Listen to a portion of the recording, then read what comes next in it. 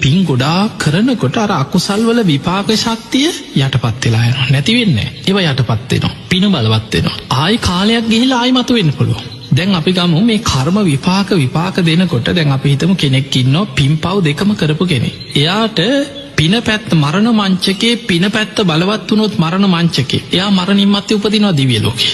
දෙව්ලොව කියන්නේ අකුසල් විපාක දෙන දැනක් නෙමෙයි. කරපු අකුසල් ටික යටපත් වෙනවා. නැති වෙන්නේ. යටපත් වෙලා ඉතිරි වෙනවා. කරපු පින් කල්ප ගණන් කරපු පින් වෙන්න පුළුවන්. ඒවා මතුවේවි දෙව්ලොව විපාක දෙන. මොකද එතන තියෙන ගති සම්පත්තිය. පින විපාක දෙන තැනක ඉපදිලා තියෙන්නේ. පිනේ විපාක කල්ප ගණන් එහෙ ගෙවනවා. එහෙ පිනේ විපාක ගෙවලා ඒ පින කාලයක් කල්ප ගානක් යනකොට පිනේ විපාක ගෙවිලා විපාක ශක්තිය අඩු වෙනවා. එතකොට දැන් බලවත් අර යටපත් වෙච්ච අකුසලේ බලවත් වෙනවා. සමහරු දෙව්ලොවින් චුත වෙලා කෙලින්ම නිරේට වැටෙනවා. සමහරු දෙව්ලොවින් චුත වෙලා තිරිසන් අපායට പ്രേත ලෝකෙට වැටෙනවා. බැරි වෙලාවත් පිනේ විපාක එහි කාලයක් ගෙවපු කෙනෙක් දෙව්ලොවින් චුත වෙලා මනුස්ස ලෝකෙට එන්න පුළුවන්. එහෙම එනකොට බලවත් වෙලා තියෙන අර යටපත් වෙච්ච අකුසල් නම් උපදින්නේ බොහොම දුප්පත් තැනක වෙන්න පුළුවන්. ඊළඟට කොච්චර හොඳ කරත් එයාට නින්දා අපහාස බොරු චෝදනා කරදර ජීවත් වෙන්න අමාරුයි.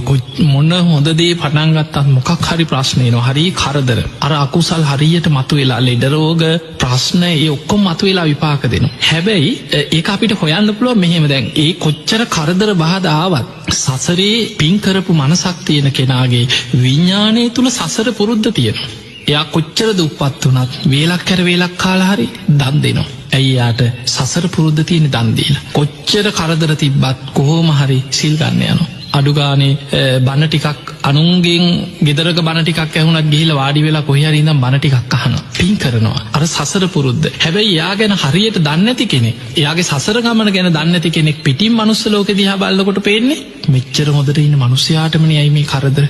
කෝ ඒවැ විපාක.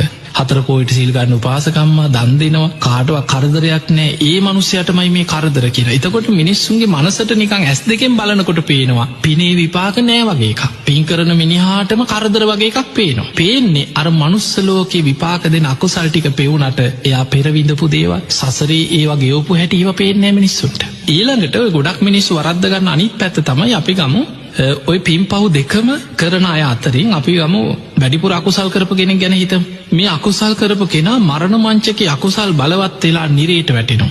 නිරේට වැටුණාට පස්සේ එයා කරපු පිනුත් తీරවා කියලා හිතන්න. නිරේ කියන්නේ පින විපාක දෙන තැනක් නෙමෙයි. එතන ගති විපත්තියක්. එතන තමන් කල්ප ගණන් කරපු අකුසල් මතුවේවි අකුසල්